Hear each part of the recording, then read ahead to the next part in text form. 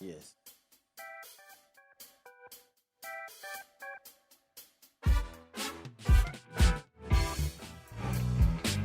Yes, yes, yes, yes, yes, yes.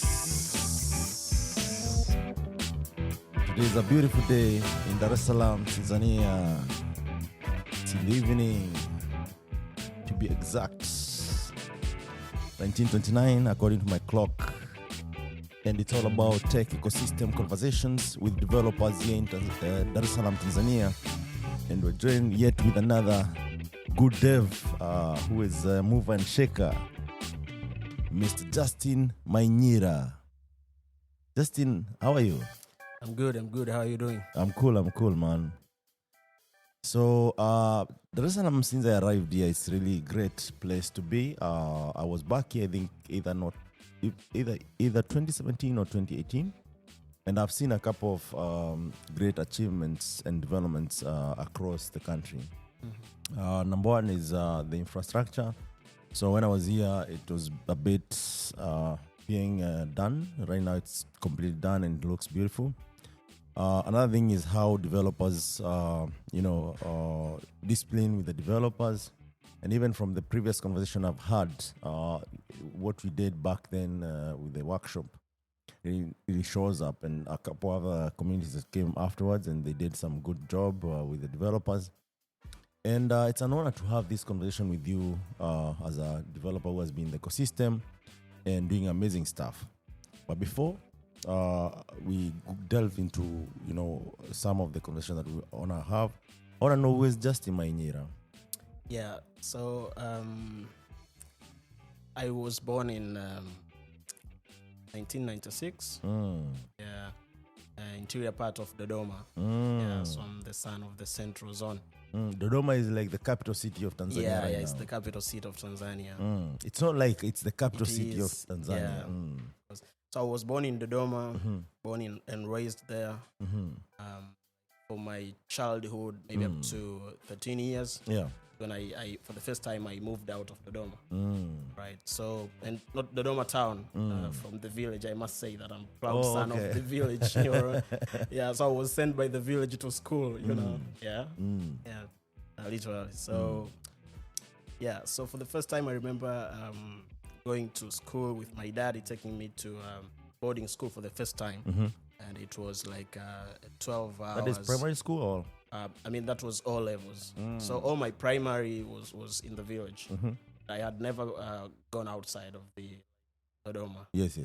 So for the first time, like I did 12 hours drive. My dad to Kilimanjaro, Moshi, to be precise. Yeah.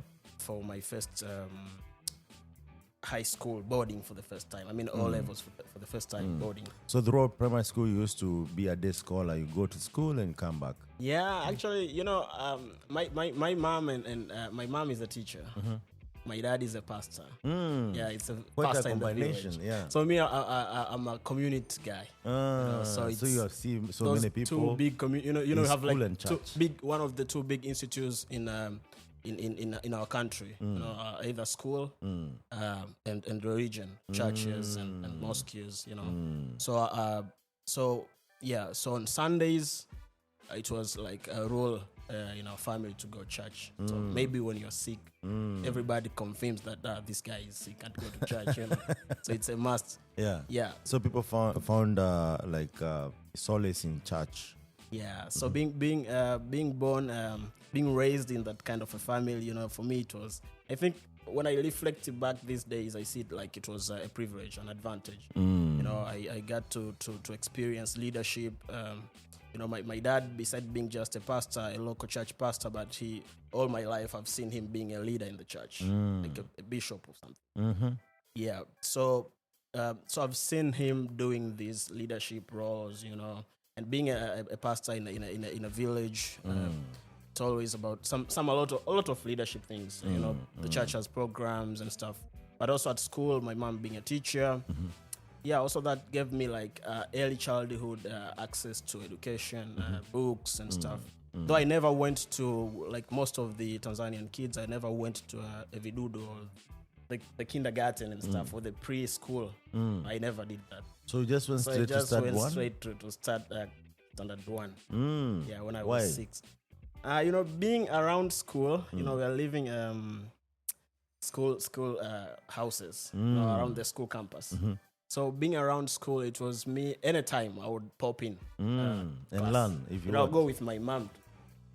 In class. When I was still a baby, my mom maybe is in the class or in the office, or pop in the office, take teachers' breakfast and stuff, try those kind of things. So until when I was like 4, I would cry to join the school, join those Vidudu guys. But maybe for 2 hours in school, then I'll run back home, go for breakfast, for tea and stuff. Then I won't show up to school again. Yeah, so that was the kind of life when I was 4, when I was 5. At 5, sometime at home, they would think like, okay, so this guy is into school now. Let's buy him some, exercise books, a pencil and stuff. But I'll go with them and I won't come back with them. Because I was still young. I was careless. Kids will take them. You decided now I'm going home after 2 hours. Yeah. So I will leave the exercise books in class. Yeah.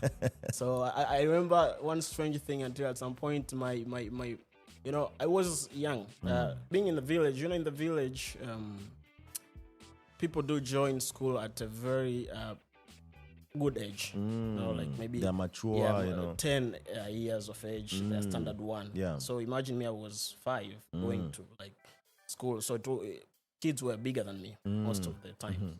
I remember my primary school, I was the youngest, was the smallest. Oh, in terms of body size and even age. Yeah. Even girls, there were big girls, in my class. Did that intimidate you?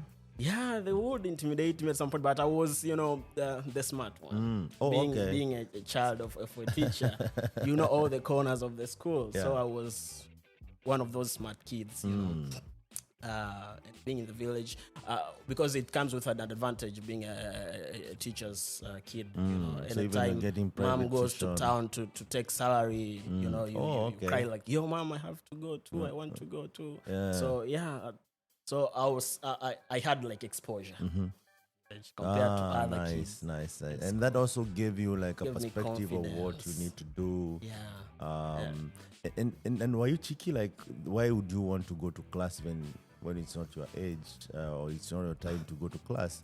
Yeah, so my parents actually, they wanted me, the general government policy was like at 6 at least, every kid must be in school. So those who were coming, like my peers, it means it was a delay for them. They had delayed joining school because of being in the village. Maybe some of them, their parents had like cows at home, so they would spend a lot of time taking care of the cows and stuff before they decide to let them join school. Yeah. So yeah, that was the case for most of the kids. And actually being in the village, most of the parents were not aware of that policy, that government policy. But for me, my parents being teachers, being around school, it was like easy for me to join school at an early age.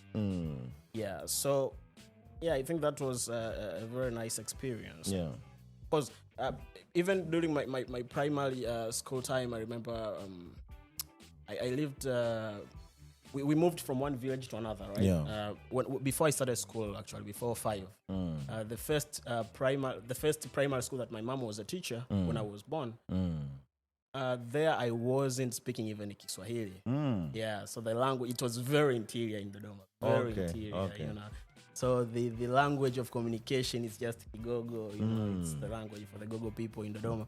So even myself, my dad and mom were speaking Kigogo, like the public, the community is speaking that. Yeah. To be accepted, you have to be speaking the local. You have to blend in. So so when we moved to the other school, which was a little bit in a little bit modernized society, a very like Swahili cultured society. It's when I started now learning Kiswahili for the first time. I was 4. My parents tell me that.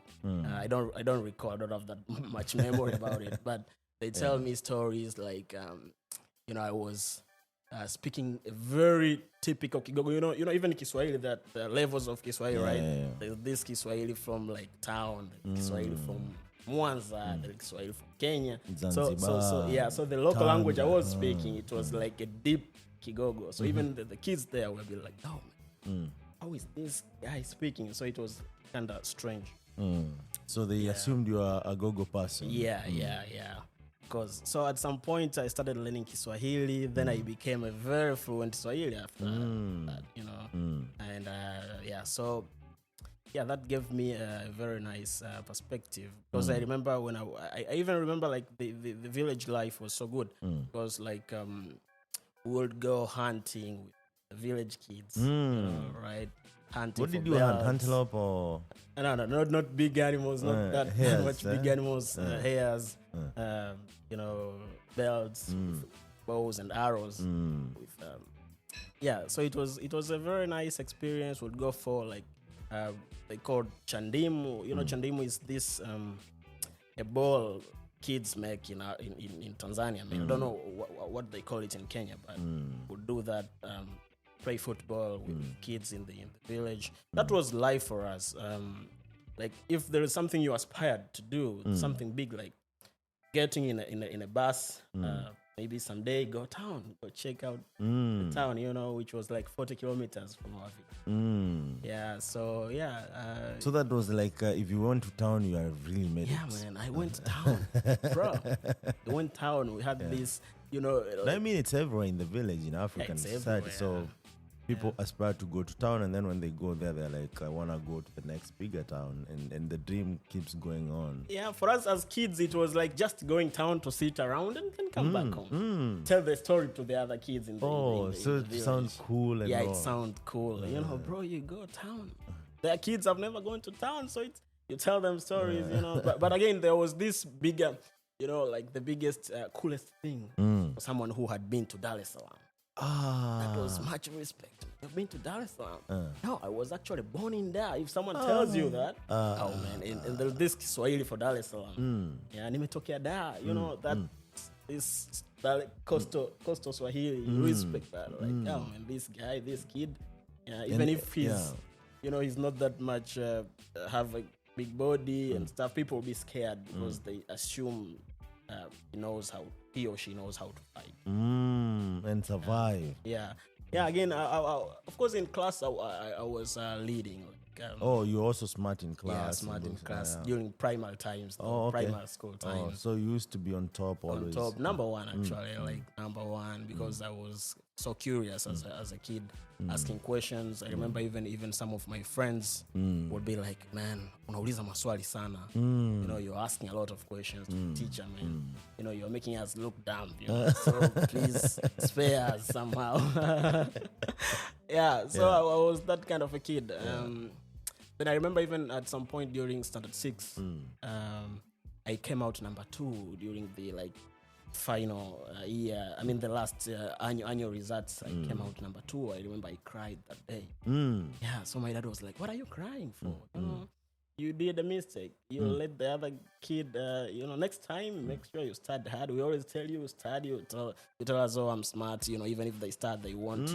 I was that kind of. They don't catch up. They won't. But this time, this friend of mine, Joseph, my rival back in school, came out number 1. Standard 6. Then standard 7, I went. Then the results. Then standard 7 we have the national exam. So I came number 1 in my ward. We have a ward comprises of 2 villages or more, right? So several schools, I was the top kid. And back then, every ward, it was the government policy to have schools.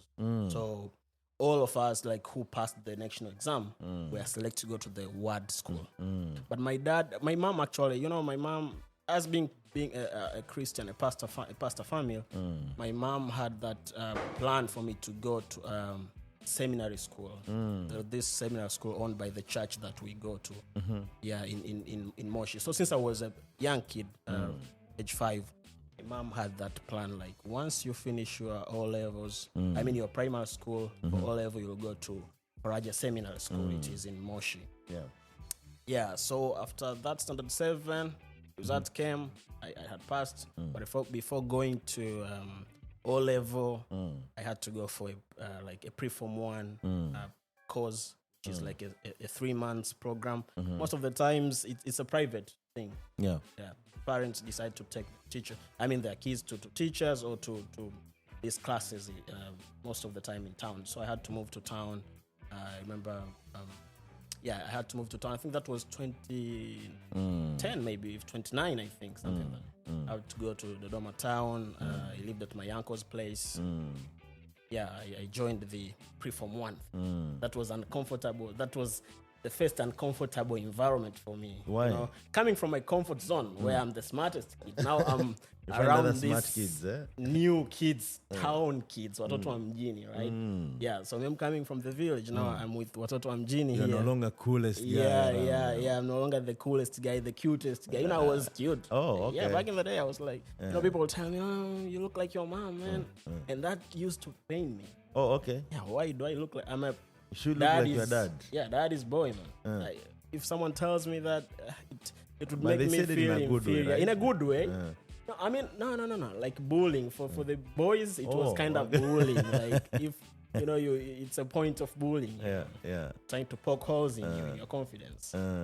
Yeah, but but as a growing up, all my life, I've always been proud to be a daddy's kid. Yeah, so I've emulated him a lot in my life, how he speaks. Yeah, some knowingly, some just because I love the guy. So how he speaks, how he does leadership. Yeah, so now I was in town in this new environment where I wasn't the cutest kid. There are a lot of handsome boys there. There are a lot of big boys, smart kids from international schools. We're going together in a class. So people. And here the boys are calling you beautiful. In other words, right? Say that again. The boys were calling you beautiful rather than handsome. In the village, right? But for the girls, it was a point like they admire you, they like you, how you are, looking good. Okay. But now I was in town, now for my pre-form 1 studies.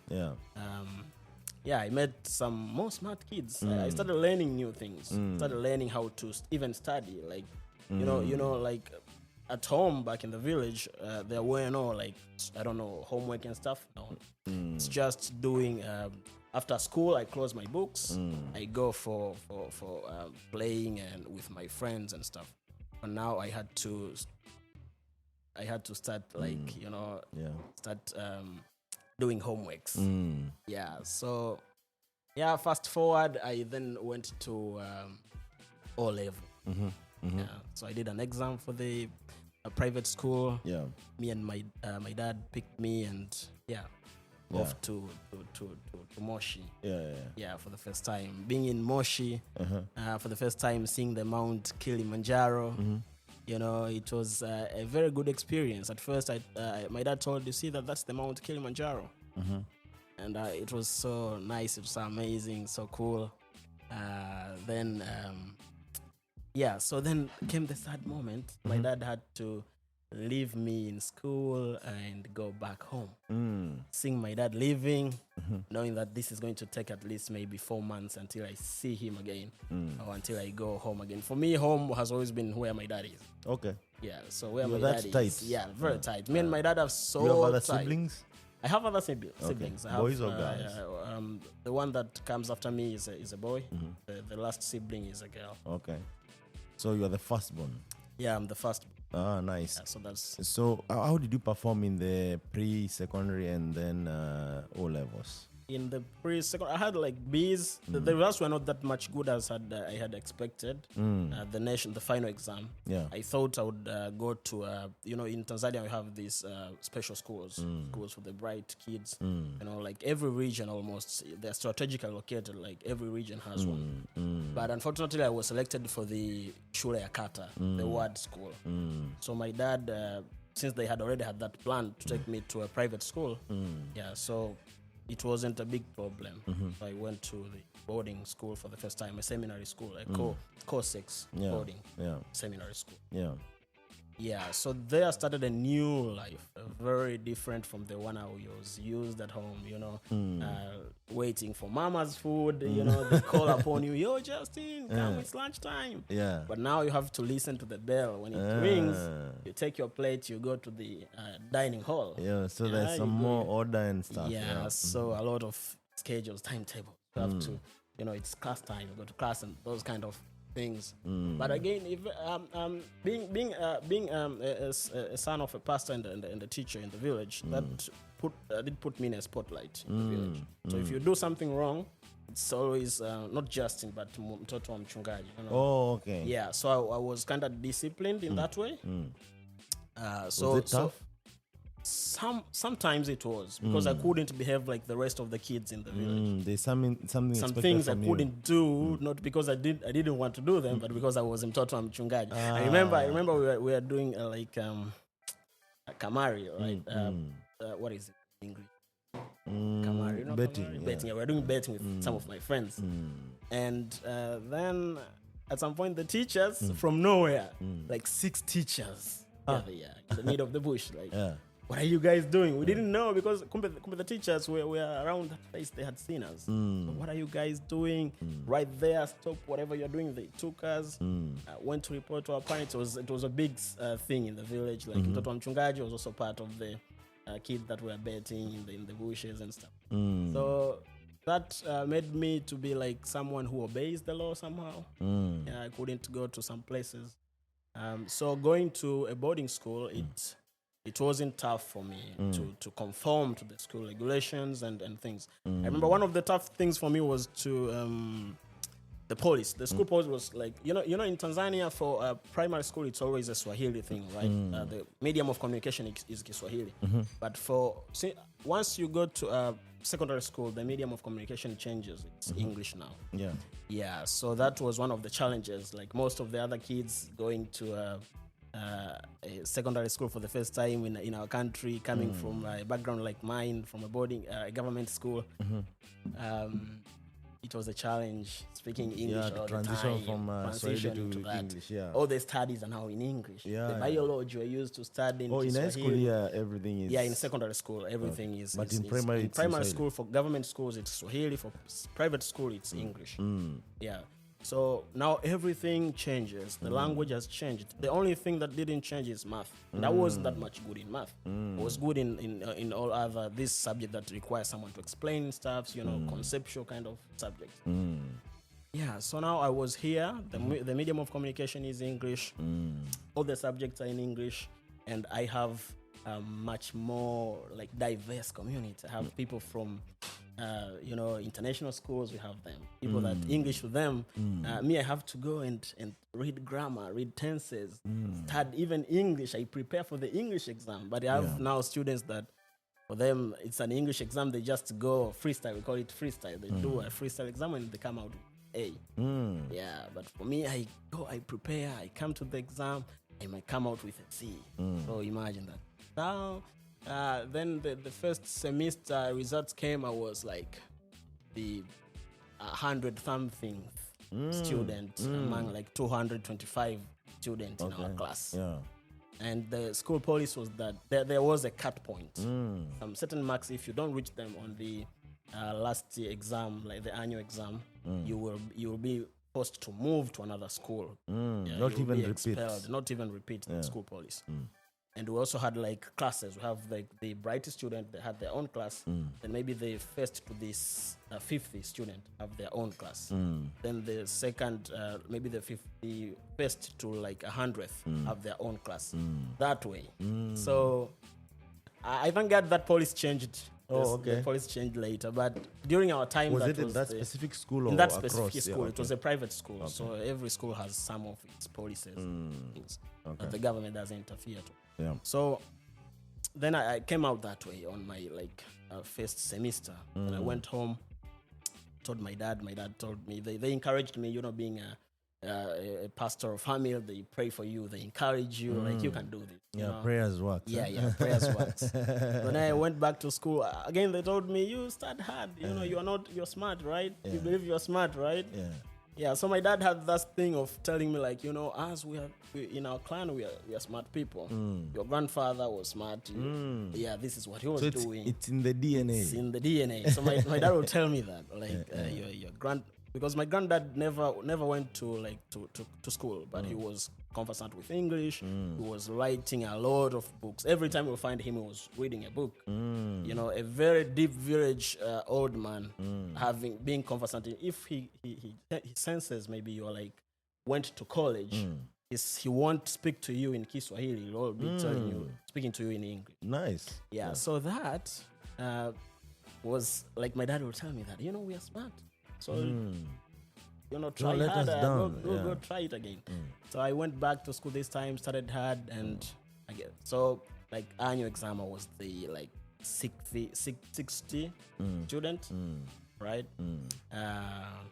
Then I was in the second class. So the smart class, the smart guys, then this next class, because we had like 4 or 5 guys, type of those classes. It goes down. You're not doing bad. Yeah, I wasn't doing bad. So again, so some of my friends, because by default everybody goes to any class. So some of my friends that were together in that, unfortunately the class we were in is the smart guys class initially by default.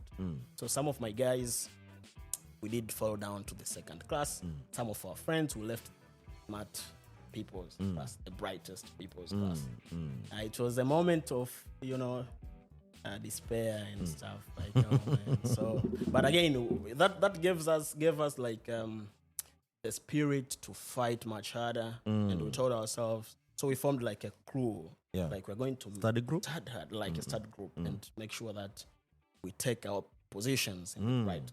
You ganged up. Yeah, we ganged up. Again, because these guys were coming from other regions, from Singida, and they were leaders. I come to realize that these guys that we ganged up, where they came from, they were leaders, but in public schools. Swahili speaking schools. So we analyzed ourselves. We did set a very tight schedule for ourselves. On top of the school schedule. So if the school schedule finishes an hour, then we make an extra hour. We go an extra hour, doing a lot of discussions. Then later on, we started advancing. Went from 2, from 2 the first semester, we went back to our class with all my crew. Went back to our class. Yeah, the bright guys class. Then life went well. I remember some point for some reason I had to quit some of the things just to make sure that I stay in position, position in class, like quitting football and stuff. I had to quit that. Yeah, used to play a lot of football. A lot of football. I replaced it with reading a lot of books.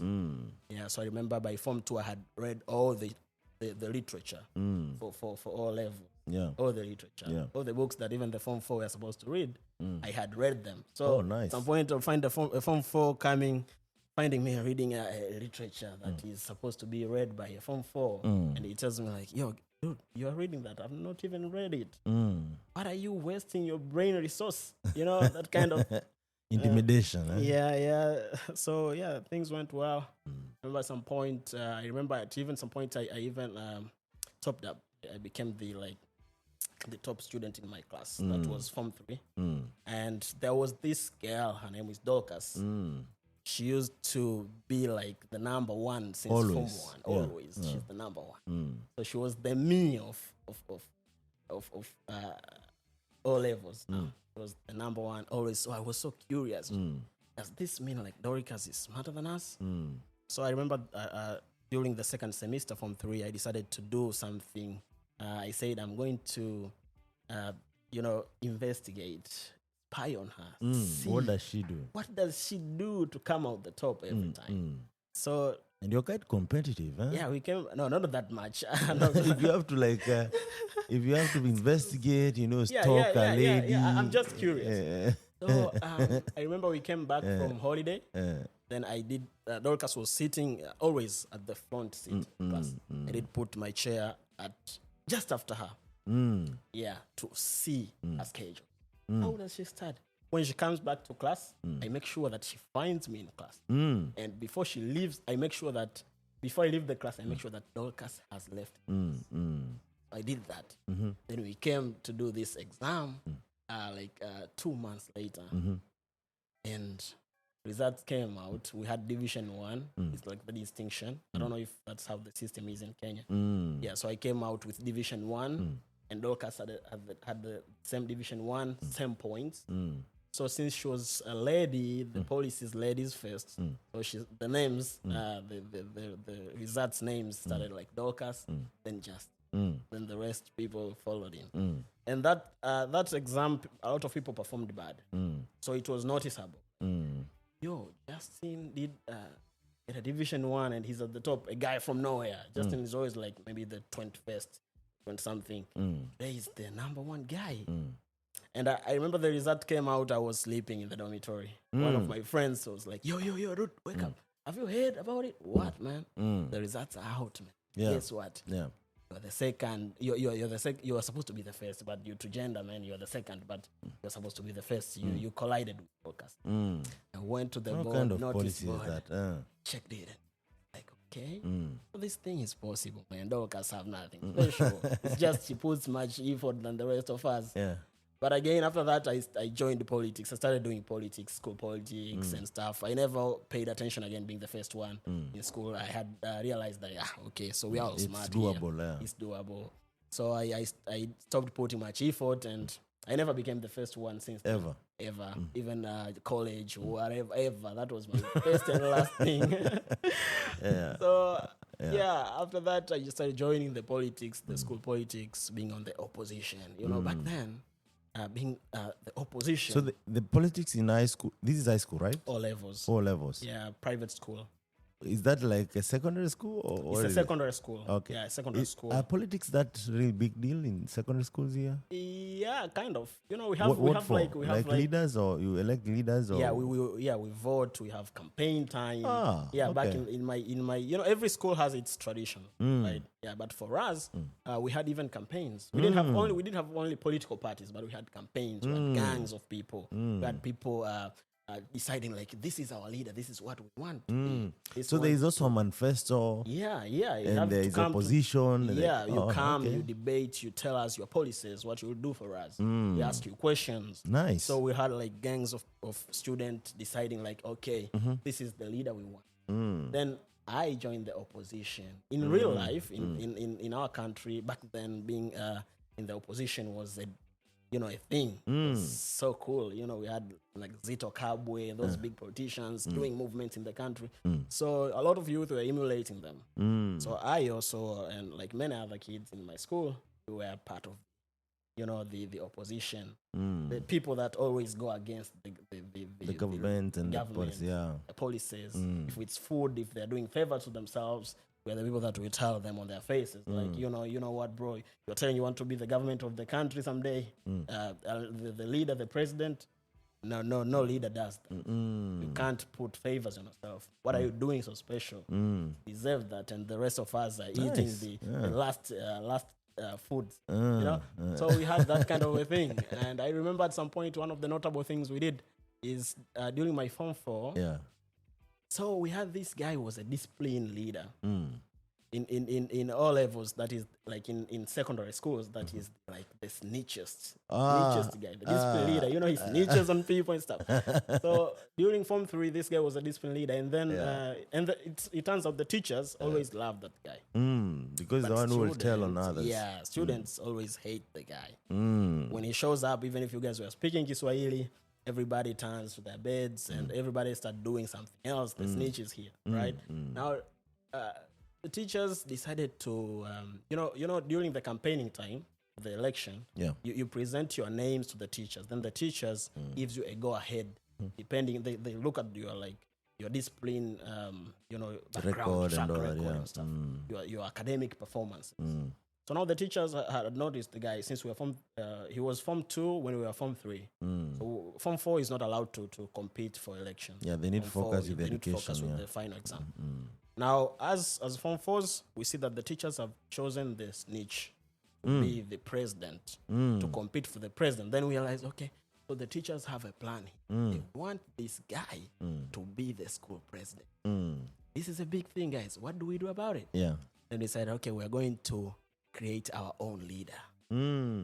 Let them select those people they want, but we look at the one who will be favorable for us among those, because the teacher was like 4 names, someone to for those to contest for the presidential seat. Yeah. Then we did want something different the school had never done before.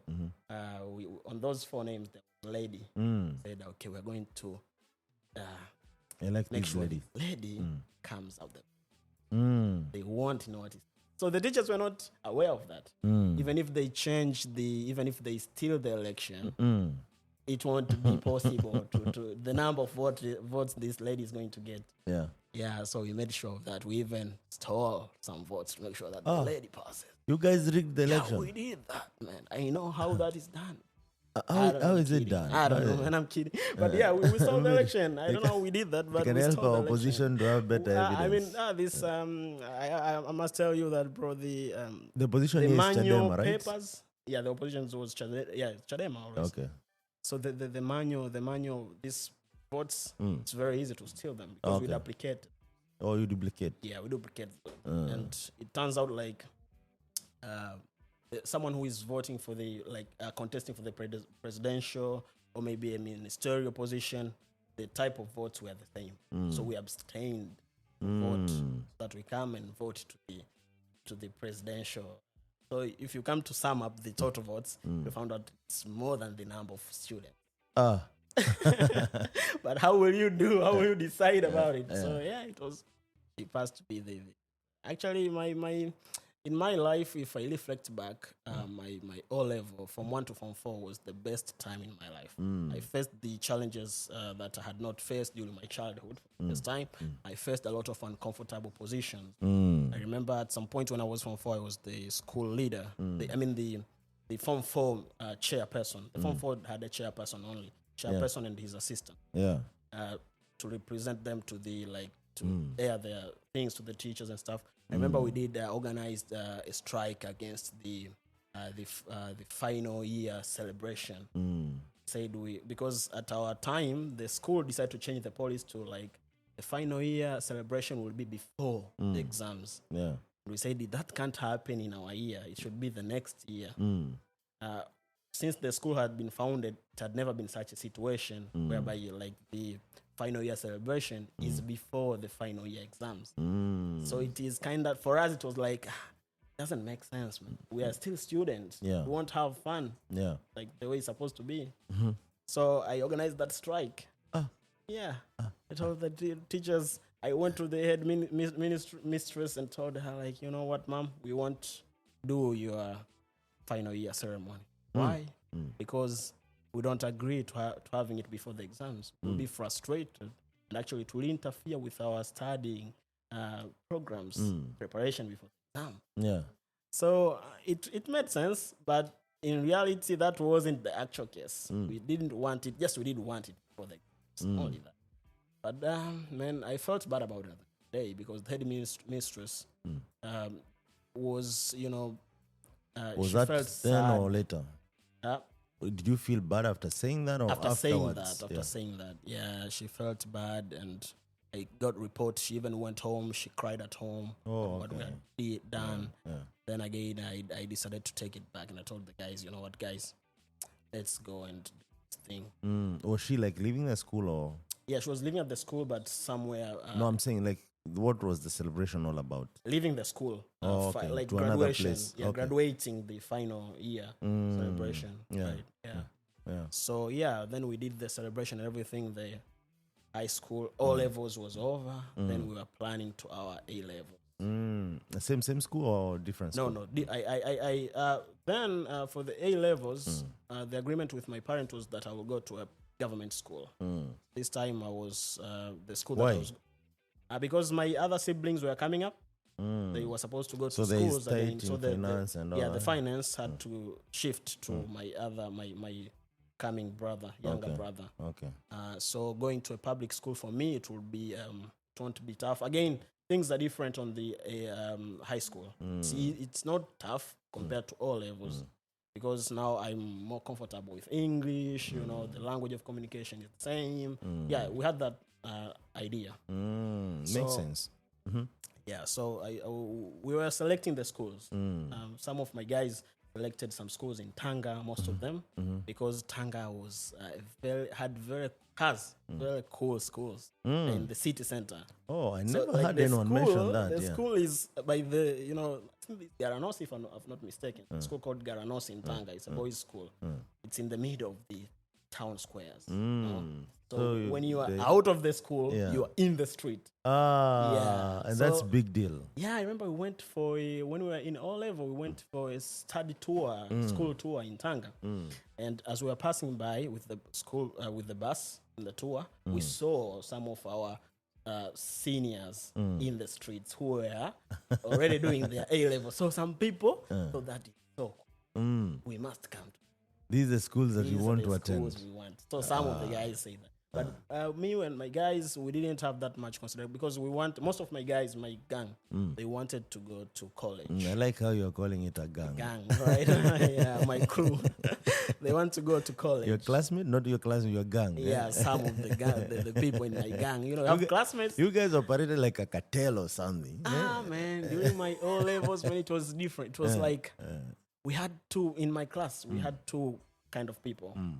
We had the church boys, the pastors. Yeah. Right? Because it was seminary school, a Pentecostal seminary school. So I see. Yeah. It's different, a little bit different than compared to the Catholic seminary. Okay. Yeah, it's different. Whereas we have, we have these events every end of month. We call them worship, and the big events every end of month. Praise and worship events. Right? So we have like we have those people that are into the church thing, because in our school we had like a church, like many other, I think all seminaries do that. Yeah, but for us, so we had like people that are into the church, like the deacons in the church, in the chapel. They are deacons, the people that actually conduct themselves as pastors or mama pastors, wives of the pastors to be. Yeah, so we had those. Was it a mixed school? It was a mixed school. And it's a seminary? It's a seminary. Oh, that's kind of interesting. It's very interesting. Yeah, it's different. That's why I'm telling the seminary is different. All right. So we had people in the class, we have people in the front who are all that sit at the front are the holy ones. Yeah, the holy ones. Then at the back have the guys that sneaks out of the school. The guy that brings in pizza. The school is like 19 kilometers from town center. But and people bring pizza. People bring in pizza. So you can imagine that. You guys used to have pizza in high school, right? No. No, I mean like the guys who could bring in would pizza. Bring it. So if you have money at night, after preparation times, find them. You know where to get them. Okay. So now you graduate, right? Yeah. Did you make it to Tanga? No, me, I didn't select Tanga because most of my guys wanted to go for college, and I also wanted to go for college instead of high school. Because doing my analysis, I discovered that high school, first of all, is very tough.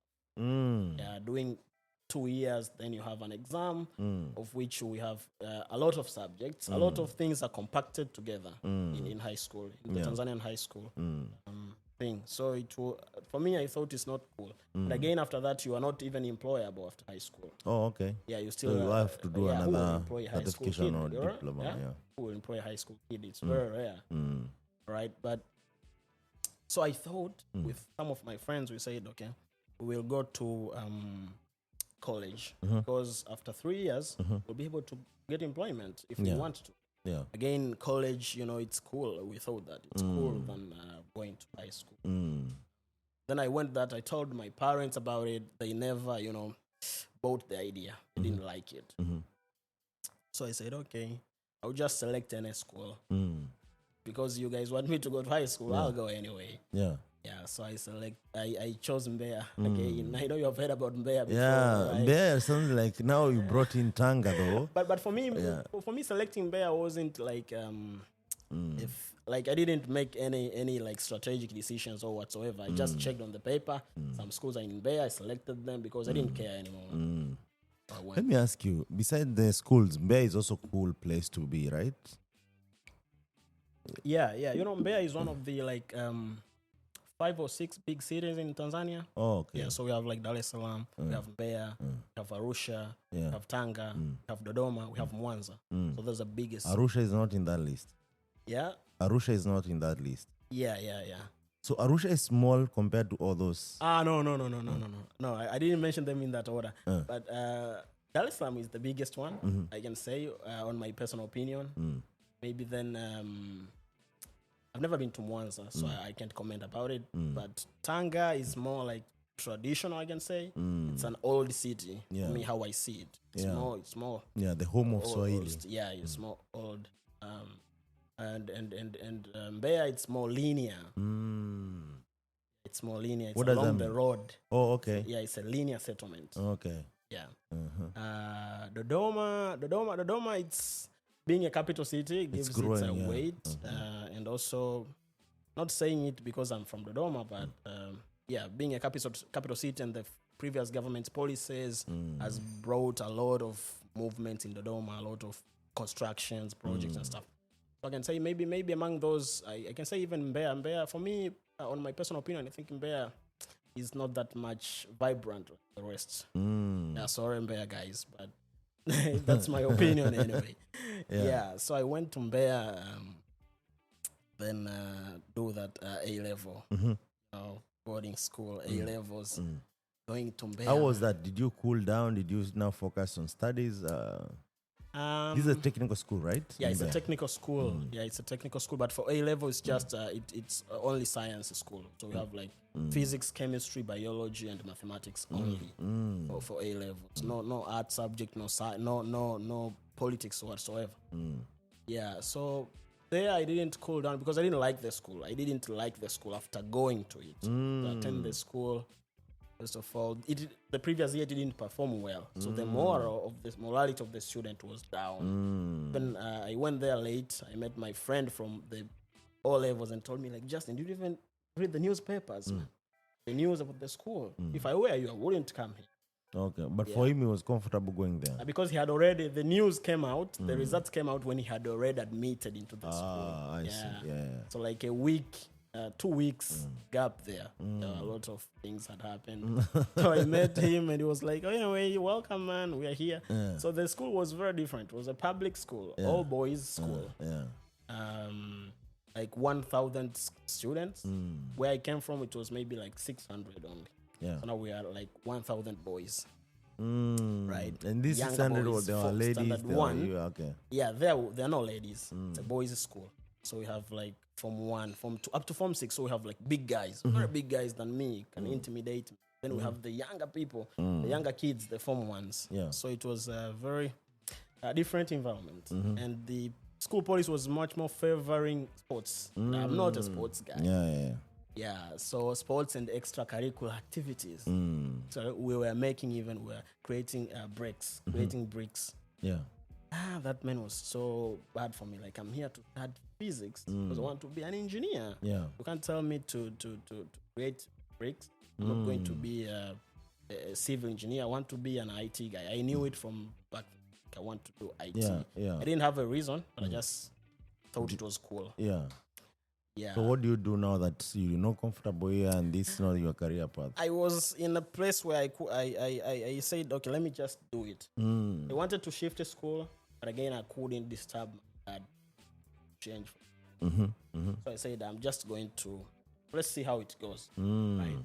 So yeah, we did that first year.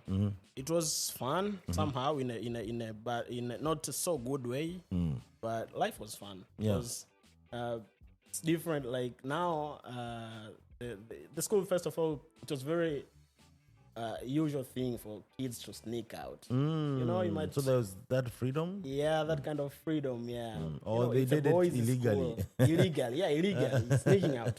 So on Friday, you'll find the school is very quiet. Where are the students? Someone might tell you maybe they are sleeping in the dormitory. You know, it's a weekend, but the reality is maybe 30% of the guys are out of the school. Yeah, so it was that. If there is maybe, let's say, a festival in town, let's say maybe Wasafi, maybe a Clouds Fiesta and stuff, kids will go to the stadium to attend the Fiesta thing. People sneak out. So we had that thing. And on top of that, my grandma on the mother side lives nearby this. So you could just So go for there me, for. yeah, early mornings I'll just go there, Uh, you know, have some food, mm, then come back school after maybe 20 minutes. yeah. Yeah, so that way my life was not hard. Mm, My boarding life was very easy. If I'm tired of eating the school food, I'll just sneak out, go to my grandma's place, have yes. some cool Yes. food. Yes. So when did you start coding? Now that you were interested in coding. My interest in tech dates back in high school. Mm-hmm. First of all, when I went to high school, it's forbidden in Tanzania for a student to own a cell phone. Yeah, for high school, A-level student to own a cell phone. In school or at home? In school. Okay. In school. Being a boarding school, it means you can't go with a cell phone. Boarding school. But yeah, me and all my guys, we sneaked in with phones. I had a banner phone. Okay. So I sneaked in with it. And I was using Facebook back in the day. With a banner phone? Yeah, with a banner phone. It had the internet connection, like a 2G. Oh, okay. I see. Yeah, I see. now, like after Form 4, my dad, due to good results, because Form 4 I had like Division 1. I did well. I had good B's and A's. Very nice results. So my dad bought me a smartphone, first smartphone. Yeah. But I had to leave it at home because it might get stolen in school, and what if the teachers get it? I'll have a big loss because the policy is when they find you with a phone, they take it. Oh yeah. The teacher, because it's not allowed. But then I sneaked in with a banner phone, which had connection to 2G, so I would use it to go into Facebook. Yeah. Before going in, like maybe a week, I came across a Facebook page by Dr. Strive Masiyiwa. The guy is He's a South African. Yeah, he's a Zimbabwean. Oh, lives in Zimbabwean, South Africa. A very good entrepreneur, Yeah, actually. very good Yeah, one. yeah. So he has a very big community in Facebook. For sure, of yes. entrepreneurs. And he posts some nice tips and, tips on business. and how stuff. to navigate. Yeah, for sure. Yeah, so Which year did you start following Strive? that was 2016 when I was joining high school. Yeah, it's when accidentally I saw his post several times. Yeah. Then I said there was this guy from high school, from O levels, my senior in O levels, was reposting them. Yeah. And I said, maybe this is interesting. Let me follow this page and check it out. Yeah. Yeah. And I started seeing the posts. He was sharing a lot of business philosophies that he's using, his business story. Yeah. Yeah, so from there, I started learning about tech, how he built his telecom company, his masscom company and stuff. Yeah. So from there, I started getting interest in business and tech. So there is when my interest in tech started. Yeah, and by the way, before I forget, so Strive, if you hear this, we should do, one or two, conversations around this podcast, because you're so big proponent of entrepreneurship and African stories and how to go about, from scratch to raising funds to how you manage your product. Why don't you need funds? I see a couple of, I'm also an avid follower of his posts. How to bootstrap without raising funds. Those are some of the conversations that could go a long way in ensuring that, the tech ecosystem grows to the next level. Yeah. Actually, bootstrapping, because I think he also did a lot of bootstrapping back Yes. in the day. He's one guy who says don't raise funds unless it's really necessary to. Because also when you raise funds, they come with, strings tied or conditions, which actually, if you're not careful, they drive you away from the vision of the company. So these are some of the minds that we would like to hear, because they've been business, they've built billion-dollar business kind of stuff. He talks even how to meet, these high-level network kind of people. And it's kind of interesting to know, if I am starting right now, what do I need to focus on? Yeah. But that said, you said now that's when you started getting businesses? Yeah. So I started following his every week, because back then he was posting almost like every week he was sharing a post. Yeah. So every Sunday evening I'll make sure that my phone has charge. Yeah. And I'll make sure that I have bandwidth to check Strive Masiyiwa's post. So I'll connect. I can wait even for a minute for my internet to connect so that I can read his this week's posts. Yeah. And I was engaging with the poster, commenting, sharing my thought again as well. Yeah. So I think back there is when I started using the internet, started seeing the benefits of using the internet. Yeah. So I discovered this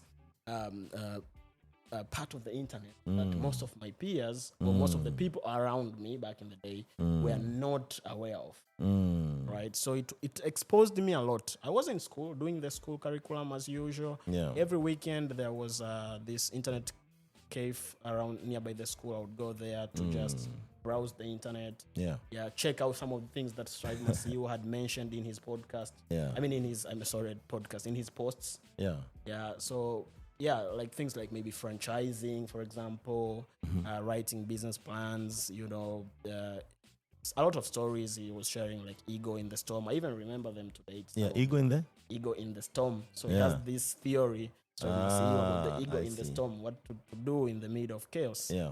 The story of how the ego navigates in a storm. It flies up high where the storm influence can't reach it.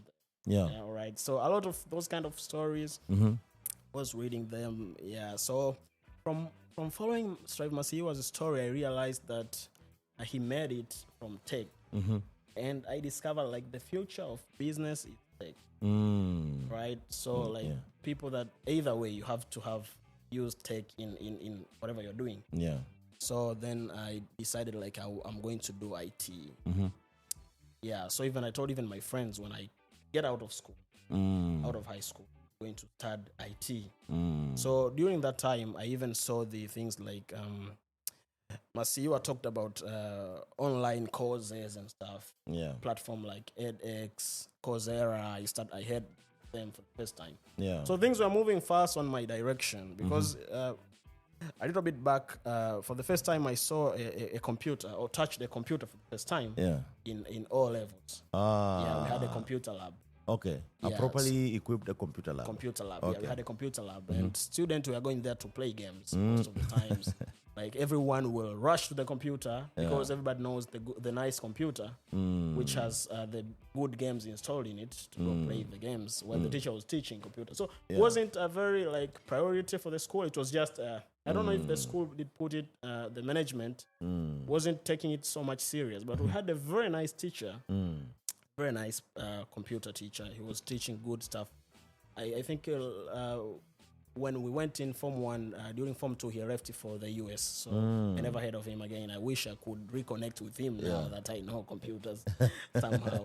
Yeah, but there's Facebook, in case you know their name, maybe you can I'll have to ask the teachers. Or LinkedIn. I have to ask my classmates. Are you on LinkedIn? Yeah, I'm on LinkedIn. Okay, LinkedIn, I respect, has done a lot of changes in my life. But then nowadays, unless someone is not on those channels, it's really easy to connect with people. I think I'll have to ask my classmates back in the day to tell me his real names, then I'll check him out. Okay. Yeah, so here I was reading about those massive courses, did my A-levels, results came out after those 2 years of A-level, results were not good. I had a Division 3, and there was a new government in Tanzania, late Magufuli's government.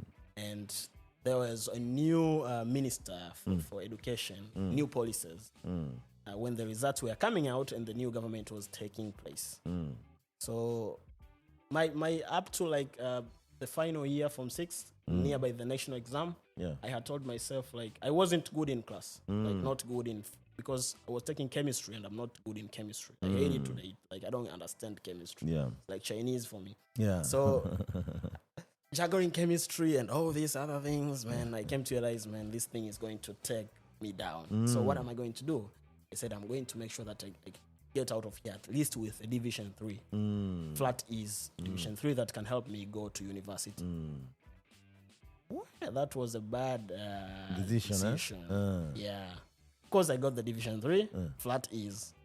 Wait a minute, Division 3 is a he? Division 3 is like we have distinction, then we have the next level. What is flat? What is that? Flat E, like all E's. All subjects are E.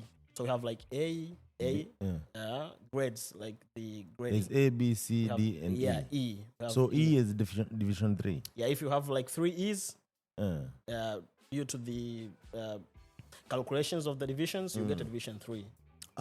So now I get you. So the thing that you asked me this question earlier, how we rank Kenyan in the Kenyan ecosystem. Yeah.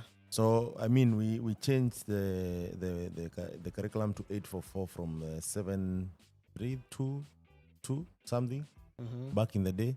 I think it's right now they are trying to revise to CBC, which is curriculum based.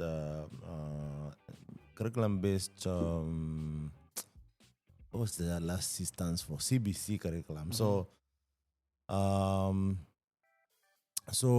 we're graded using A, B, C, and D and E.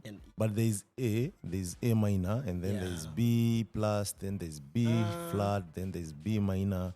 So it goes like that. We you but in Kenya, yes, right? but E is E. You know, there is no E plus or whatever. So we have like the F in Tanzania, which is F. No, it's is like fail. Yeah, even E there is like fail. We don't have. We changed. We went to those systems somewhere back in the day, but during my time it was just A, no B minor, no A minor, no B minor. It's just B. Yeah. Then we have C, we have D, we have E, we have F. Yeah. Then so you failed, in other words. I didn't fail. I got a Division 3. Division 3, we have in Divisional, we have Division 1, Division 2, Division 3, Division 4. Those one actually is for, I think they also technical schools back in Kenya use the divisions. Yeah. And also diploma, some of the diplomas. Yeah. So we have like Division 4, then we have 0, Division 0, which is fail. Oh, But okay. I got like, I was somewhere in the middle. Okay. 1, 2, 3, 4, fail. So I was in the 3, right? I didn't fail. Below I average. planned it. Like after doing analysis of my state of affairs, You had planned to fail. I need a Division 3 at least to get me to college. Yeah. No, I'm just kidding. Yeah. So then the government police changed, Um, and I was not like there was a public information that you need to have at least 2D to go to uni. And here I am. I have all these. Messed up. Yeah. So I remember the day result came out. I was at home with I told my dad. It was a moment of it wasn't a good moment. It was a very sad time. The DNA has failed. Yeah, the genius of the family has failed. So good thing is the A level results are not so much popular in our country. That's the good thing. I remember the O levels results. Everybody was always calling my dad like, "Hey, how is Justine's results?" I'd be like, Superstar. He got a Division 1. He's doing well. He did Division 1. He did nice. Yeah, so the aunties, the uncles, I can't imagine if the A levels results were O level. And that would have been so bad. Yeah. So I remember my younger sister came back home that day when the results had came out from school. He goes to a day. She was going to a day school. Day school. Yeah. She came home. Our last born. We were seated at home, very silent. Had my aunt there. Everybody was very quiet. She was like, she went near dad and was like, happened? Why this vibe? So Everyone is sad. Yeah, everyone is sad. Justine's results came out. She also like went out of energy. She sat at the coach and so if Justine at first they thought maybe you had failed or okay. If Justine because like nobody like because the thing is I can't go to college. That was the problem. Not because I failed, because I can't go to college. Anyways, even if I've not failed, but I can't go to college. So what was the difference? What's the difference? Actually, even my dad's assumption was that I've failed. Until later when I presented to him a certificate, he was like, "Oh, but you didn't even fail, you passed it." It's only the policy changed a while. The policy changed back then. So my younger sister said this, like, if Justine has done this, if Justine can't do it, how about us? How about me? Yeah. Right? My dad was like, no, Justine is a different person. You're a different person. Everybody has their own abilities, and Dad had to explain that. Yeah. So here I was now. I went through a very tough situation, a very tough time myself, trying to think about now what am I going to do with my life. So my dad always, like, a father always, you have to come forward and encourage the family in that kind of environment, encourage me. But I was now big, man. I know. Like, now I had this, the pride, like, I'm a genius, I'm a smart guy. Now this was like a big message written in my head, like, you're just ordinary, man. You have to put in effort. If you don't put in effort, Yeah. you are not anything. Yeah. Yeah. So I was humbled. Humble, Yes. Yes. right? Then we started planning. We said, okay, you go for diploma. Don't worry. Told them, like, that's the thing I wanted to do back in the day. You guys didn't want me to do it. But anyways, no regrets. I'll go for diplomas. Yes. So I planned for diploma that I'm going to go to Dar es Salaam, whatever college it is. Just want to study in Dar es Salaam. Dar es Salaam is the business city. The Tanzania. CBD, Yeah. Central Business District. Yeah. Yeah. So reflecting on, I continued going through Masiyiwa's teachings. I had my notebooks. I remember I was going through Masiyiwa's teachings, learning business, Googling every stuff that I don't find it, I don't understand it, I check it out. Yeah. Stuff. I continued being on the Masiyiwa's community. I remember at some point even Masiyiwa featured me in one of his posts later in my life, later when I was in college. But all right, so I decided to go for computer engineering, Dar es Salaam Institute of Technology. It's a college in Dar here. My dad asked me, why are you going to Dar? Why not go to Mbeya, a place you're familiar with? Has low cost of living. You're going to the big city. Very expensive. I told him like that. You don't light the lamp and put it on the bed. You have to put it where it can, shine. Yeah. And the only place for me to shine is the big city. So I want to go there. I know I want to do business. Business is in the big city. Yeah. So I want to go start IT from Dar because I don't want to end up in Dar. I want to go outside the country someday. Yeah. Go maybe do my bachelor's, maybe in Europe, wherever. Which later that mentality, that mindset changed, going outside to start outside, because I came to Dar with that intention. Like, I'll do my diploma, then I'll find a way to go outside the country, start bachelor's degree. Yeah. But it changed after following Strive. Every time Strive will say, like, the future is in Africa. The future is in Africa. Yeah. I started investigating. Is it really Strive is saying this or what? Then I started learning things like big companies coming to Africa. Yeah. Big telecoms, big investment happening in Africa. Then I said, okay. Later in my life, I said, okay, I want to just build a business from Africa. That was my idea, my inspiration in life. I said, I want to build a business from Africa. So I came to Dar to start diploma. I think that was 2019 maybe? Yeah. Not 2017, 2018, something like that. 2018 or 2017, 2018, something like that. Yeah. I came to Dar for my diploma in computer engineering. Yeah. Yeah, so started going to school. Man, the diploma, it's a technical college. DIT is a technical college. So it's more about engineering. There are no courses outside engineering. And the policy is to make sure that we have technicians, a lot of them, good technicians. Then we have like engineers. That's the policy for the college. So a diploma is always shaped to be a good technician. Yes. So they throw at you a lot of things.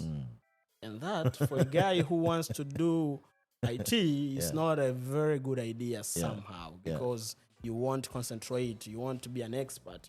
It's a field that you need to be an expert in what you say you are. Right? Yeah. If you're a good network guy, you have to know the network in and out. Yeah. Now, you don't have that time, because I remember we had like even mechanic courses.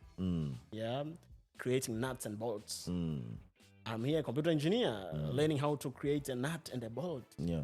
So some of the things are good, some of the things were bad, But I think sometime when I reflect at that, I think it was also a privilege. It was a good thing, because I have tested a lot of other fields. Yeah. So I know how mechanics work. I have an idea of mechanics. I have an idea of technical drawing. I have an idea of though I'm not good at them, but I know how fields, they work. But I think that is the intention. Even in computer science, you learn a lot of stuff. You learn a lot of industries, how they work. But because at the end of the day, you are a solution provider, right?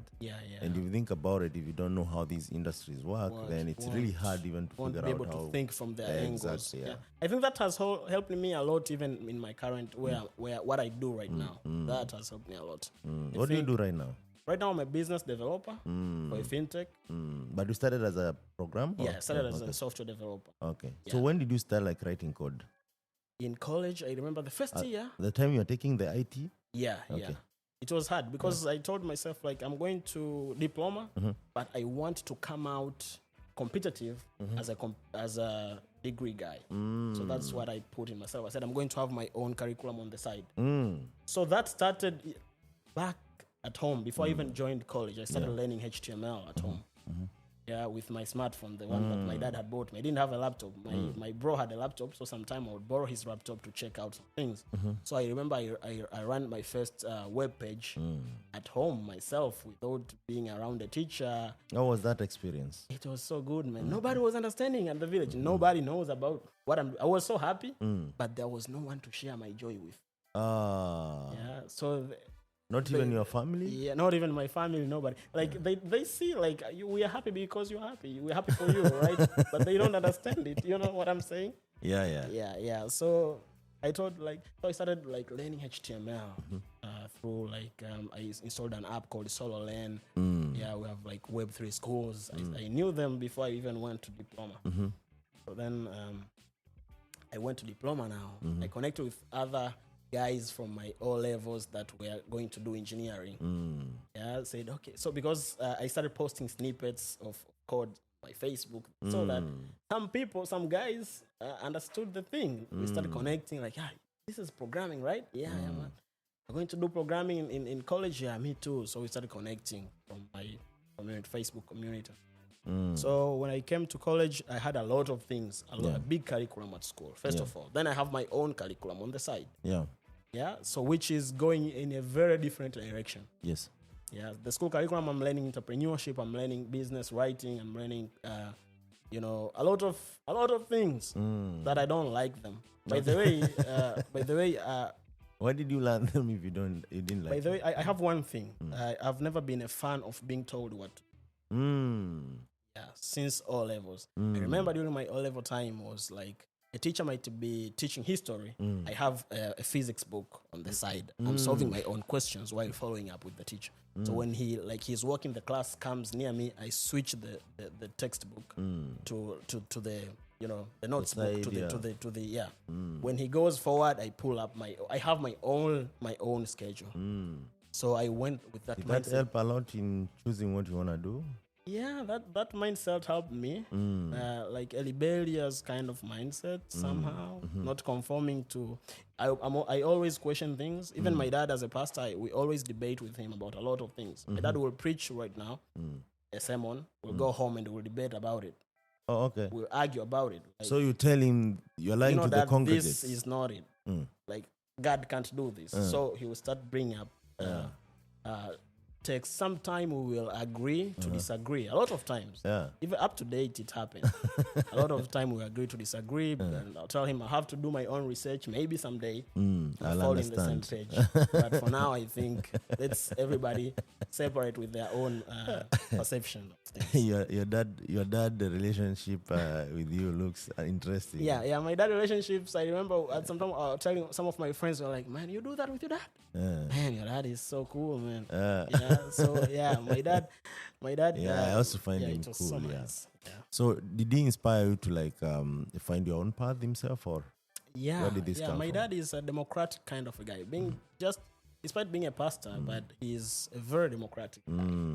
He can't force you to go to church. Though at church it was a policy to go to church every Sunday, but that was coming from mom. Mom is the family policy. Oh, okay. You have to be in the line.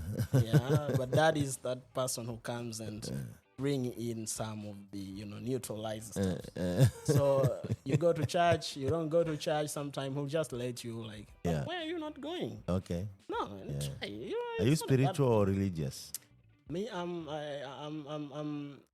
spiritual. I'm not religious. Not that much of religious guy. Why? I like questioning things, and sometimes being religious, sometimes it has some principles, some I don't know how to call them, like doctrines that are just religious. They're nothing to do with the the teachings of the Bible, or some things are just human things. Now those are things that are carried with the religion. Right. So I question a lot of things. And some of the things can be a taboo to some of the Christians. But being a son of a pastor and questioning them to my dad, a pastor, and seeing his reaction taught me that most of these washirika, members of the congregations, don't really understand this thing. It's because they are congregate members. But me coming from the leadership, church leadership, I question a lot of things. So I can't say I'm a religious guy, but I'm spiritual, of course. Yes. So after you learned HTML, what else did you learn in coding? So at school we started learning C programming. They started teaching C programming, but that was second year. The whole first year we never studied anything about code at college. The whole first year, but I had already started catching up with HTML. And at this time I really insisted my dad buys me a laptop. So he bought me a laptop the second semester. I told him, you know what, Dad, if I'm to do this thing, I really need a laptop. I explained to him, you can't be a fundi if you do not have the tools to do. True. So, and the laptop with the tool. And I told him, this thing I've taken, it has a lot of opportunities in the future. I think I'll make a good living out of it. So my dad, he bought me that because the one thing had happened in the family. For me going to college, it was another expense that had been factored. Because college, we have loans. So the family had not put that into consideration. What if Justine failed to go to college? It wasn't in the equation. So it was not a predetermined factor. Now the family they had to pay for it. They had to pay for my school fees, my siblings' fees. So I was very skeptical even to asking for money from dad. At this time. So, but the laptop had to be there. So one factor I've found common with a couple of devs I've talked to in Tanzania, or we have had a conversation with, is that laptop is really paramount to even it's like tool of trade, right? Do you think maybe since the time you're struggling to get a laptop until now, things have changed a bit? Because in Kenya, actually, when I used to, I don't know, I told you I've been doing this for a couple of years now, over a decade. And I used to go to these schools to try and, share the knowledge, do some activities around, developers. And one thing is that people didn't have laptops, a lot of them. And now when I go to those same campuses, even lower classes, I find majority have laptops. So you can find one laptop is used by say 5 or 3 to 5 people. As opposed before, one laptop, it was like 10 people are using one laptop. So even learning from that is really hard. So that means only 1 or 2 people actually get the skills as you share them. And then after that, remember, they're not going with this laptop back in their dormitory. Do you think is the same case here? And if the same case here, do you think what should be done about it? I think it's the same case here in Tanzania. It's the same case in a lot of countries. I've also observed Nigeria, for example, the same case. I think what has to be done is we need to, if we want to build a tech nation, right? Want to raise a tech generation, there is no way we will avoid providing these two things. One, the laptops, the tools, software, gadgets. 2, the internet. Yes. Yeah. So there is no way we bypass that. I remember even at college, I came to realize later, we had computer labs at college, and it wasn't, it's very restricted. It's like a holy place and stuff. But even opening hours is opening hours very restricted. I think for a tech institution and tech institution. Do they install firewall in the computers in the labs here? Where you can't install something in the machine? At DIT, that was not the case. Okay. My experience. That was. I came to realize even at my high school, we had a computer lab, and we had never used it. So is it just for formality that is a computer lab? I think. Or there was no one qualified to teach? I think there's some donors, maybe, I don't know, or some non-government organizations maybe that or maybe a government policy at some point in life, they decided to install those labs. Some schools have labs. Yeah, But they're not used? Yeah, they're not utilized the way they're supposed to be utilized. Okay. It's supposed to be a subject, actually. The way you have like general studies, we have to have computer studies as a really subject. Someone has to do it. And it goes a long way to ensure that people are getting that, getting the information when they need it. Yeah, because one thing in Tanzania, we have like every school has a lab, right? Computer lab. And at end of the year, every student has to do a practical exam for people that are doing science subjects. Okay. Right? I think that should be also implemented in the ICT. Like we should have a computer subject, and at every end of the year, every student should at least do a practical ACT exam. Yeah. Because on the science subject, the student will do a practical exam, tools at the lab, right? It's not a bad thing. Even the computer, we stay at school at the lab. It's okay. Yeah. Have sessions for students to go and do the computer sessions. Yeah. So yeah, I think that should be the case. So Justin, that was really interesting to share, and I would like to hear more. Like, were you involved in the community, and how did you transition to business developer? Yeah. I've been fortunate to be part of like a product of the community. As you have seen my story from the church, school, you know. So at DIT, I started. I remember with one of my friends that was first year. We were in first year. We said, okay, we just connected and we had the same. I wanted to create a website, so I asked around the class, how can I create a website very fast? I have a client, and with WordPress, who is good with WordPress? And someone pointed me to one of my friends. His name is Joachim. So Joachim knows those stuff. So I checked with Joachim. Joachim, can you do this? He said, yeah, sure, we can do it. So I secured the deal. It was a museum in Bagamoyo. They wanted a website. And I talked to Joachim. That was our first. We said, maybe we can do business. We can venture into this thing. Start creating website for people. Yeah. So we created the first WordPress website. We got paid like a very little amount of money. The museum never paid us the rest of the money. Yeah. So then we said, okay, bro, let's... you know what? We had laptops. But we had no internet. We had no a place where we can sit and do our stuff. You know, at DIT, every class is busy. So we don't have a place. We have like free time, but we don't have a place where we can go sit and do stuff. So we said, let's go Buni Hub. We went to Buni Hub. We talked to the management. They asked us, because at Buni, to join there at the time, you had to be either a freelancer or individual or a business. So entrepreneur. Yeah. So they asked us, so what are you joining in us? Because like for individuals, they have their own support programs. For business, they have their own support programs. So they told us like we told them we want to join in as a startup, a business. What are you guys doing? We're creating website for people. I said, okay. So what do you have any bank statements and stuff? He said, no, man, we are not even registered. We're just two guys creating website for people. We don't have that. So they asked a lot of business-oriented questions that were big for us, tough questions. So like, do you have any financial projection? The hell is that? Financial projection, man. We just created the first website. So we left that place with, they said, okay, so you guys go think about it. Think about the question we asked you, then come back later. Maybe we'll have another conversation about it.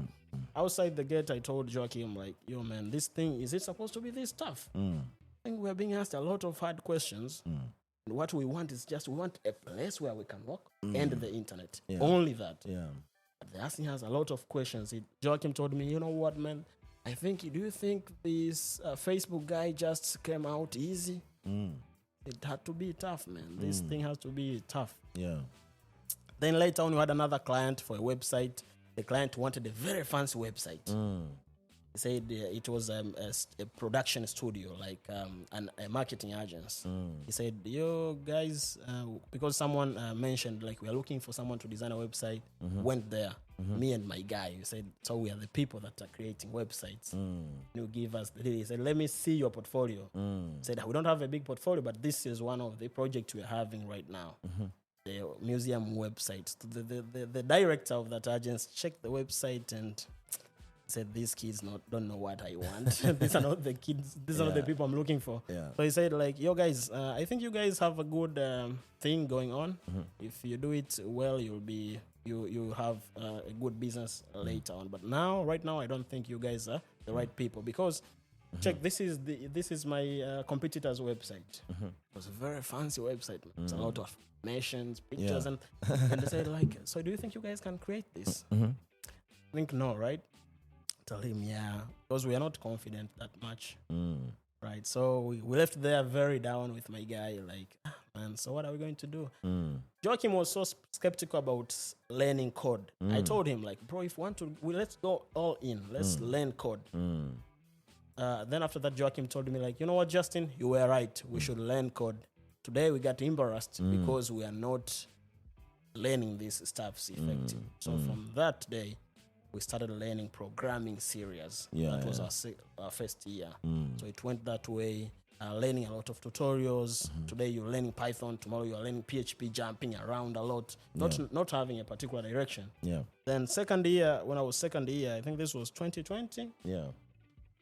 I know, it was 2019, I think, somewhere there. Andela came in. Andela, I heard of the Andela learning community in Tanzania. I think at that time, Mandela had a lot of learning communities in a lot of countries that were going on. They had partners with open classrooms. Facebook very nice, had funded them. There was Google also. So they had a very nice curriculum for someone who wants to learn web development. I joined that. It's when I got into the community now. I think the community was a very helpful thing. I was enjoying learning on the community than I was learning in school. Because, by the way, as I told you, I don't like schooling. I don't like being told what to learn, what to do. So now I had this place where every Saturday we will meet with other developers, other peers who are learning. So experience the same challenges. The same, there are moments where you don't feel like going on. But you realize on the community you can talk to someone and that person tells you, you know what, I am also going through that same thing. And you come across a senior developer, someone working for a big tech company. Maybe for Vodacom or any other company, they tell you, like, you know what, even me sometimes I feel that way. All right? So you have this feeling, imposter syndrome. Feel like, is this thing even for me? And then you come across this senior guy working maybe at World Bank telling you, like, you know what, I too sometimes feel an imposter. So it's a common thing. You know, you start learning those. How do you now resolve things? You know, as someone new to code, you will think like you have the picture from the movies, like you know everything. That's not the case in real code life. True. A lot of Googling. So you have to go Google. And tech actually changes every time. I remember at some point I had this problem from the program. And I wasn't knowing how to go about. The guy told me, like, okay, Justin, what do you think here the solution might be? I told him, I don't know. That's how that's why you are my mentor. I think you know it. No. He told me, let's Google it. So seeing the thought process, whole problem solving process, you know, from the community. So it went from learning how to code, actually, how to, you know, learning the technologies, to even learning how the job market. Started connecting with people. I started connecting with people from Kenya. I started connecting with people from, from Nigeria. You know, before joining these communities, I had already started learning other stuffs like marketing. Because me, I'm into tech because I like business. So when I'm bored, where I run to is into business. It can be business news. It can be a course. Marketing, for example, I was into digital marketing. I had even had copybooks about digital marketing before I committed myself 100% to code. So I come again. My knowledge in marketing came to the community. Because during the community event, for example, we have an event that will be on Twitter, shouting about it, tweeting about it. You know, that's something that is lacking in Tanzania. Right. It's not like the Tanzanian tech ecosystem is not there. There are people doing great things. There are people doing big innovations. They are there. There are people working for Silicon Valley. I know them, developers from Tanzania. I know a guy. He's a tech lead for a company in Silicon Valley. But the thing is, I think the Tanzanian how Tanzania has been built from the foundation.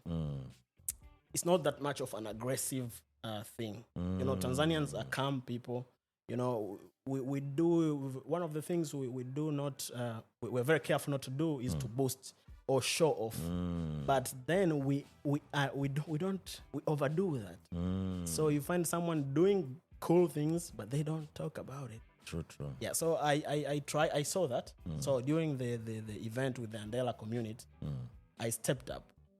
I will be in an event, someone speaking, a keynote, and I'll be doing a summary on Twitter to the public. That was not something so comfortable to do. Yeah. Because I was new even to Twitter. I wasn't used to it. Twitter, how it is built, like Twitter Tanzania, will find like you might think these people know each other. Right? How Twitter Instagram. Tanzania is. You guys are big on Instagram. Yeah. So Twitter Tanzania, how it is. Almost everyone in Tanzania has 1 million followers on. No, not the tech guys, not me. No, I'm just saying. But generally, actually, you are big on Instagram. Right? And it's a good thing, and also I think it tells like if you put in work in the right places, you could claim your place, and not only claim your place but also even grow as a tech ecosystem. Yeah. So Justine, I would like you to give a parting shot for our audience who are joining us on Twitter. Yeah. And also for our podcast listeners and vlog viewers as we come to the conclusion. All right. Yeah. So I think there are things that should be done by the Tanzanian. I want to talk to the Tanzanian tech ecosystem. Yeah. For us to grow our tech, there are things that we need to do. Yes. At individual levels, at the general public as a community, and at the government levels. At individual levels, I think we need to learn from our brothers in Kenya and Nigeria. These guys are stepping up. I was in this Twitter space with the Kenyan community, crypto community, or the blockchain community, I should say. Yeah. People are planning to do lobbying in the government to make sure the blockchain agenda goes through. Fellow youth are planning that. But here in Tanzania, you see most of the time we are in the space complaining a lot. Maybe more than doing things and planning how do we come up. There's this thing in Tanzania, it's a bad catch, I think, whereby someone will explain a very big solution, a very good one, and will say this word, tatizo. Tatizo, the government is not aware of these things. Tatizo is problem in English. Tatizo, right? Yeah. The problem is, this. We can do this. We can do that. Someone can build a very big mansion in the sky, in the air, and again will come to tell you the problem is there is no water. So you won't move. They're always starting with the problem or ending with the problem. Yeah, starting with the problem and ending with the problem. That I try. I know I'm a victim of that. I try a lot to not to put the word tatizo in my conversations. Because once you put that, it's a blocker. So at an individual level, I think we have to push ourselves. If there is a problem, find a solution, right? I know internet is a problem, right? That's an opportunity. It's an opportunity to talk to. It's an opportunity to build something around it. The government policy is a problem, right? It's a problem even in Nigeria. Yeah. Youth are fighting. Even in Nigeria, I think it's the worst. Youth are fighting in the streets. Yeah. People protesting just to have that security as techies. Yeah. We here, I can walk around with my laptop to home, and no security forces will arrest me or do an inspection on me. I have just to put myself safe in like any other place. Yeah. We have that peace in our country, though we have crime and stuff, but that's how it is in average societies. Yes. Yeah. So we have good things going on. We should see that and take opportunities. Yeah. I like our startup community, Tanzania startup community leader, Mr. Zahoro. He puts it this way, like, invite yourself at the table. Don't wait to be invited in. We are born, we are outside, right? We just need to invite ourselves at the table. Yeah. All right. So that's at individual level. But at the government level, I think the government also has a role to play in this. I was having a conversation with you before the podcast. You told me how the Kenyan government, strategized that having those, we see right now the big tech, like the big tech coming in Kenya, the tech ecosystem growing up. Of course, the government has a role to play. They have to make sure that they are putting the right strategy, right policies, not to try to like shrink or take control of everything, but let things grow. You know, the government has to put in place good structures, policies, to make sure that it goes forward. Like as a whole community now, we have to celebrate our heroes. Yes. Have to if someone is doing something unconventional, we have to celebrate them. Celebrate people like Benjamin Fernandez, what they are doing with Nala Mane, putting us on the spotlight, putting us on the map. Celebrate our heroes like Haulei, who is doing a good thing with Swahilis. Swahili Pay. You know, a lot of those guys, celebrate them and encourage them to keep pushing forward. Yes. I can't agree more, Justin. And I think at this point, what I can say is that this is just a conversation that just started. And in the next maybe 5-10 years, we'll be seated, if not here, we'll be seated here in Tanzania, having a review process. And I'm sure it will be something bigger than, because if 2018 to now, and given the corona situation, you guys lost a president, I can see there is a quite good improvement in the ecosystem. And most of you actually, by then maybe were either in high school or technical school, and right now you're doing amazing stuff. So there is a big hope in this, especially in tech ecosystem. So without further ado, I think before we end it, I also must congratulate you guys. I think you have challenged me, telling the African story. That's a very nice thing you guys are doing. And telling actually this is the African story, but I see it like I'm telling the Tanzanian story now. A Kenyan guy asking me about the Tanzanian story. I think I'm challenged to come to Kenya someday and listen to the African story from Kenya. I myself, as the Kenyan guy. Sure. You're welcome anytime, bro. Thank you. So this is actually not a Kenyan asking a Tanzanian. This is an African asking an African, right? Yeah. And we are so many actually in the world if you think about it. So don't be surprised if you see me in Atlanta, talking to another African in US.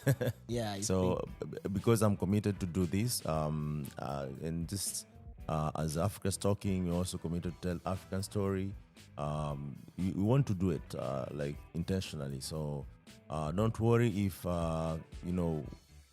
you don't see yourself maybe in the near future. We have so many things scheduled, but we will put you there. We'll cross paths again. For sure. Thank you so much, our viewers and our listeners. We come to an end for these TZ conversations with Justin, but don't log out so fast. We're coming back for the last conversation about Tanzania tech ecosystem. Without further ado, I would like to talk about Africa's Talking powers conversation across Africa. We power the communication between businesses, governments, and organizations of all sizes and their customers or citizens on our SMS, USSD, airtime, voice gateways, bundle, data bundle, and APIs. Africa's Talking supports GDPR, data compliant communication on our future-ready customer data platform, Ilerian. And don't forget, this Thursday, we are in Tanzania, Buniha Innovation Hub, doing a full-day workshop together with Atlas and Community Nairobi, in collaboration with Africa Ruby community, Ilerian, and we want to meet developers. We want to build with developers, and this is just a start. So we're also planning to build a couple of communities here to bring the same awesomeness that is happening in Kenya and across Africa, because at the end of the day, it takes a village. It's your host, Michael Kimathi, or MK if you want. See you.